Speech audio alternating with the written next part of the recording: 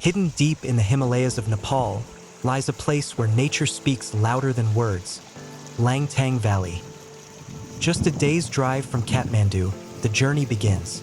The road may be rough, but what waits ahead makes every bump worth it. As the trail unfolds, you walk through lush forests, cross roaring rivers, and pass small villages where life moves at its own peaceful rhythm. The warmth of the locals, the cozy tea houses, and a simple cup of tea at altitude, these are the moments that stay with you. I didn't come to Langtang looking for anything, but somehow I found everything. But step by step, the noise fades and something quieter begins.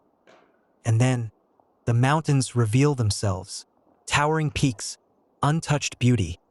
Langtang feels like a world far away from everything. Reaching Kyanjin Gompa, the heart of the valley, is not the end. It's the beginning of even more breathtaking views. This isn't just a trek. It's an experience that humbles you, challenges you, and stays with you long after you leave. No signal, no distractions, just you and the mountains. I came here to escape the world, but I ended up meeting myself. Colorful prayer flags dance in the wind, yaks graze quietly, and ancient monasteries remind you of the deep spiritual roots of this valley.